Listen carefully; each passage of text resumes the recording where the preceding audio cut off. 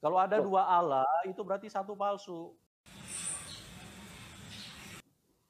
Itu. Loh, sejak kapan Allahnya Musa adalah Yesus? Ya sejak dari dulu. Coba sebutkan di perjanjian lama Musa menyembah Yesus mana? Ya, Anda baca sendiri aja. Saya tidak usah sebutkan. Loh, Bapak kan Sejak seorang dari pastor. dulu. Harusnya jelas dong. Oke, terputus ini.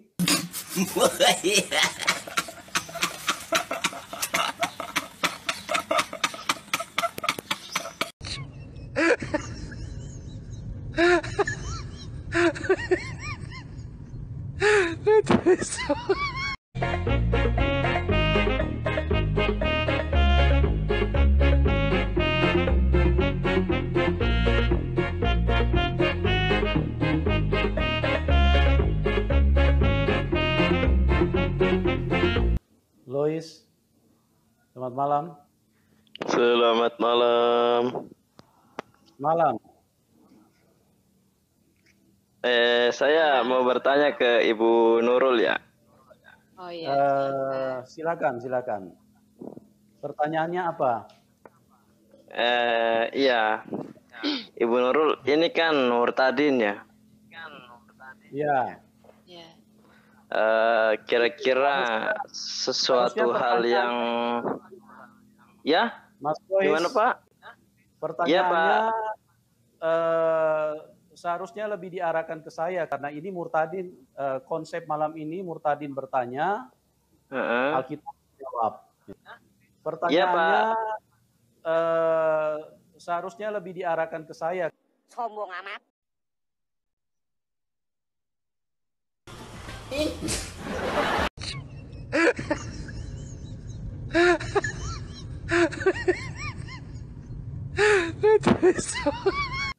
Pertanyaannya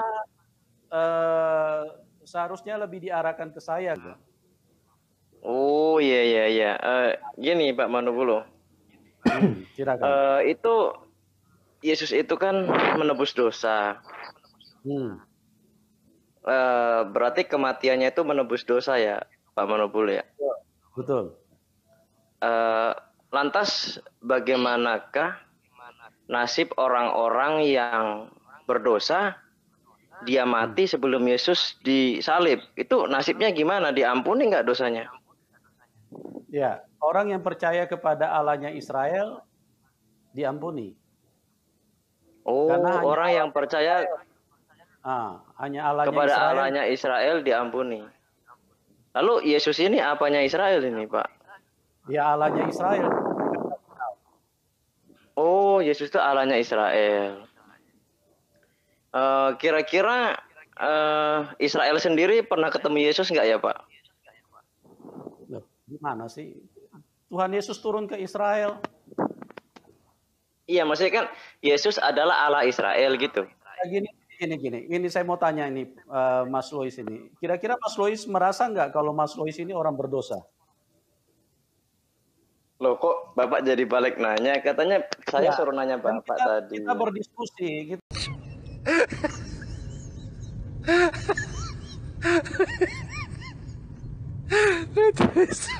Kita berdiskusi kan, Anda bertanya. Tapi saya belum dijawab Pak pertanyaannya. Ya, ini Mas Lois Islam apa Kristen? Islam dong. Oh ya, makanya kita diskusi ya. Saya juga harus bertanya kepada Anda.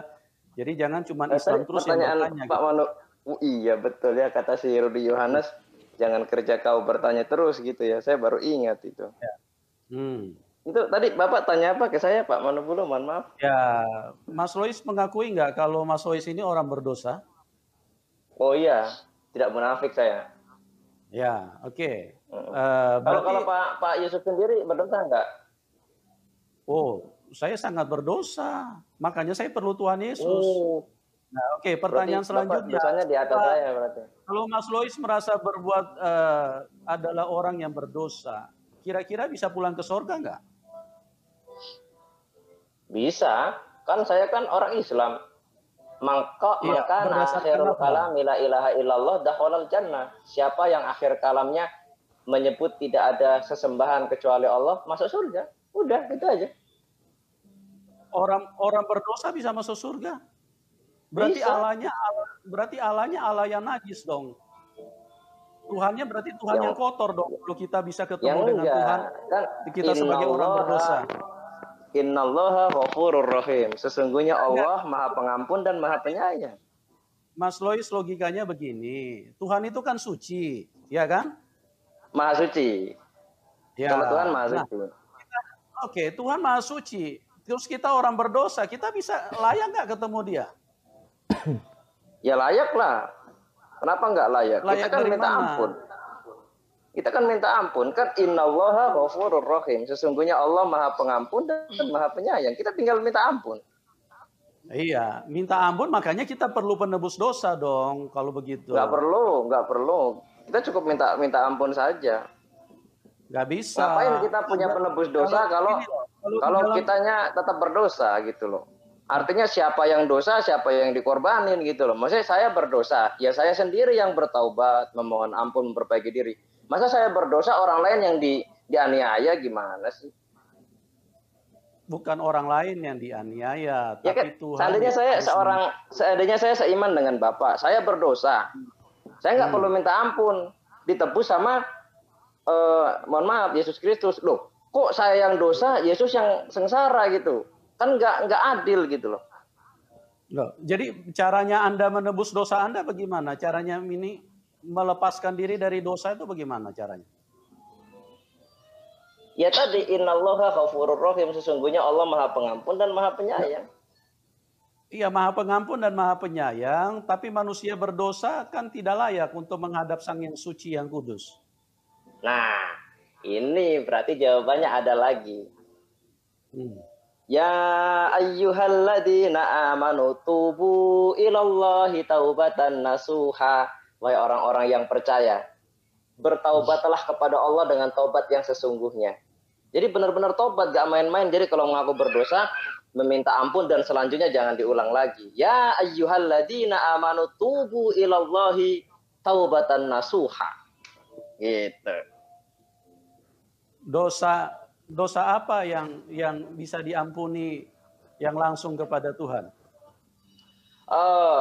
Allah Subhanahu wa taala berfirman dan Rasulullah SAW juga bersabda, semua dosa diampuni oleh Allah.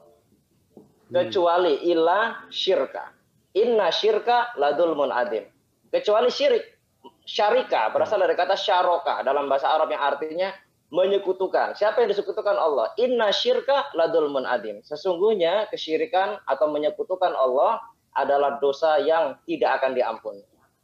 Ya, jadi gini Mas Lois, kita ini berbeda konsep, beda langit dengan bumi ya. Ya, saya sudah menjawab pertanyaan saya Pak Yusuf. Sekarang saya minta bertanya. Bapak tadi mengatakan bahwa Yesus adalah Allah Israel. Nah, saya bertanya, Allah Israel itu berarti ada dua dong. Kan ada Allah Bapa, ada Allah Yesus. Enggak, itu hanya karena Anda tidak mengerti aja. Pikiran Anda terbatas. Kecuali Anda terima. Ya, sekarang saya tanya, Yesus Allah atau bukan? Ya Allah. Oh, berarti ada dua dong Allahnya. Allahnya Abraham kan Hashem. Siapa yang bilang dua? Itu kan Anda sendiri yang mengatakan dua. Alkitab tidak bilang Allah ada dua. Cuman yang saya perlu beritahu Anda, hanya ada satu Allah yang benar, itulah Tuhan Yesus. Tidak mungkin ada dua Allah yang benar. Kalau ada dua Allah, itu berarti satu palsu. Loh, sejak kapan Allahnya Musa adalah Yesus?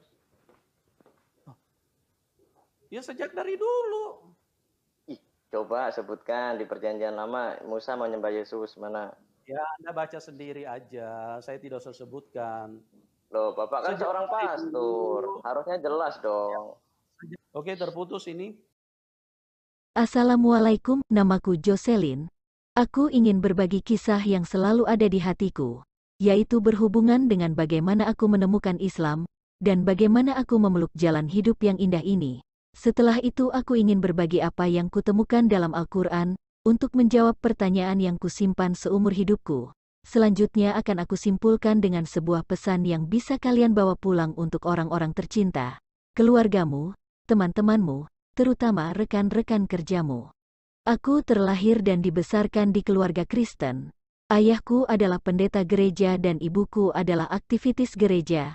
Sejak kecil aku dibesarkan dengan cerita-cerita para nabi, mulai dari Abraham dan anak-anaknya, sampai Nuh dengan kapalnya, Musa dengan keberaniannya yang hebat membawa kaumnya pada keselamatan. Sejak kecil aku punya hasrat membara untuk mengikuti langkah ayahku menjadi pemuka agama. Jadi kudedikasikan diri untuk cita-cita ini, dan segera kudapatkan podium tempat berbagi cintaku pada Tuhan, dan apa yang dulu kuyakini sebagai firman-Nya yang murni.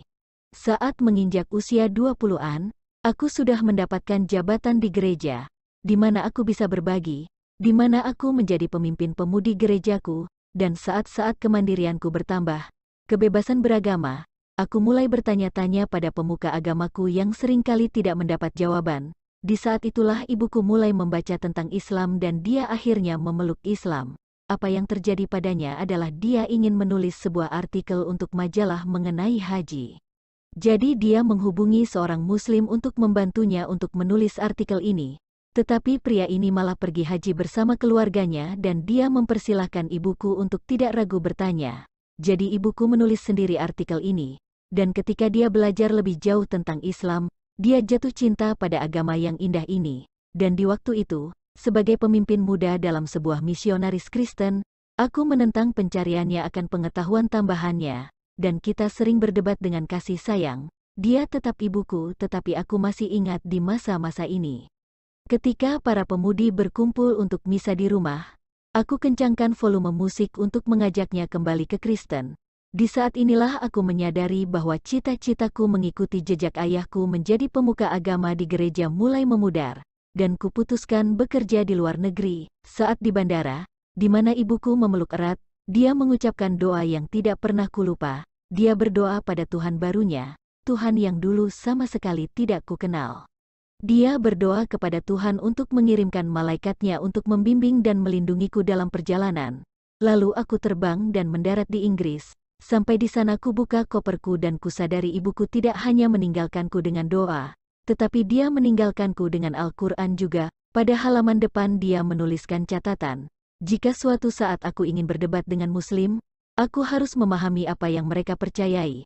Aku harus tahu dari mana mereka berasal, bagaimana sejarah mereka, dan kupikir ini masuk akal. Karena cintaku pada ibuku, kudedikasikan diri untuk setidaknya membaca satu halaman tiap malam.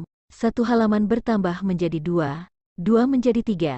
Akhirnya aku tamatkan bacaan Al-Quran dari awal sampai akhir. Inilah saatnya pergumulan spiritualku dimulai. Pergumulan yang membuat hati, pikiran dan jiwaku tercabik-cabik. Aku terpisah jarak antara diriku dan semua yang kusayangi. Tetapi aku tahu pasti di mana harus berada. Aku merasa dikhianati oleh pemuka agamaku yang tidak mengajariku tentang Islam. Meskipun begitu aku tahu ada sesuatu yang tetap membimbingku. Aku merasa sama sekali tidak tahu tentang Tuhan ini. Meskipun begitu aku tahu Dia ada di sampingku. Lalu aku mendedikasikan diri untuk mulai studi perbandingan antara Quran, Taurat, dan Bible. Dan yang kutemukan sangat mengejutkanku. Ternyata lebih banyak kesesuaian dibandingkan perbedaannya. Dari prinsip dasar di dalam Quran terdapat di surat Al-Ikhlas yang berbunyi, "Katakanlah Muhammad, Dialah Allah Tuhan yang Maha Esa." Quran Surat Al-Ikhlas ayat 1. Ini sesuai dengan isi dalam Bible dalam kitab Ulangan pasal 6 ayat 4 ketika Musa alaihi salam berkata, "Dengarlah wahai orang Israel, Tuhan Allah kita, Tuhan itu Esa." Dan dikonfirmasi oleh Yesus alaihi salam dalam kitab Bible Markus pasal 12 ayat 29, hukum yang terutama adalah, "Dengarlah hai orang Israel, Tuhan Allah kita, Tuhan itu Esa." Sampai pada konsep bahwa tiada yang setara dengan Tuhan. Sesuai dengan kitab Keluaran 20 ayat 3-5, "Jangan ada padamu Allah lain di hadapanku, jangan membuat bagimu patung yang menyerupai apapun yang ada di langit di atas, atau yang ada di bumi di bawah, atau yang ada di dalam air di bawah bumi. Jangan membuat berhala bagimu atau wujud apapun yang ada di langit, di atas, atau di bumi, di bawah, atau di dalam air, di bawah bumi. Janganlah sujud menyembah kepadanya atau beribadah kepadanya, sebab aku, Tuhan Allahmu, adalah Tuhan yang cemburu." Dan dikonfirmasi oleh Yesus alaihi salam saat berdiri di depan pengikutnya, orang-orang Farisi dan murid-muridnya, di mana dia berkata dalam Bible Yohanes pasal 5 ayat 37, Tuhan yang mengutus aku, dialah yang bersaksi tentang aku, kamu tidak pernah mendengar suaranya, rupanya pun tidak pernah kamu lihat. Dan di dalam Bible Yohanes pasal 17 ayat 3 Yesus berkata, inilah hidup yang kekal itu, yaitu bahwa mereka ke-12 murid Yesus mengenal Engkau Allah, satu-satunya Tuhan yang benar, dan mengenal Yesus Kristus yang telah Engkau utus. Jadi Allah adalah satu-satunya Tuhan yang benar, tidak ada Tuhan selain Allah. Seakan-akan aku sedang membaca wahyu yang baru di saat kebenaran ini datang padaku dan menginspirasiku untuk sepenuh hati bersyahadat, dan aku bersaksi bahwa tiada Tuhan yang berhak disembah selain Allah dan aku bersaksi bahwa Nabi Muhammad adalah utusan Allah. Disinilah perjalananku dimulai, dan apa yang ketemukan dalam Quran yang indah ini adalah semua pertanyaan yang kusimpan seumur hidupku bisa terjawab. Apa tujuan hidup kita? Mengapa ada kejahatan di dunia? Apakah Tuhan itu ada, secara objektif dan rasional? Maka setelah menemukan jawabannya di dalam Al-Quran, aku menyadari semua yang selama ini kucari terjawab di dalam Al-Quran. Sekarang kudedikasikan diriku untuk berdakwah mengundang orang lain pada jalan hidup ini, seperti yang difirmankan Allah dalam Quran Surat An-Nahl ayat 125, serulah manusia kepada jalan Tuhanmu dengan hikmah dan pengajaran yang baik, dan berdebatlah dengan mereka dengan cara yang baik.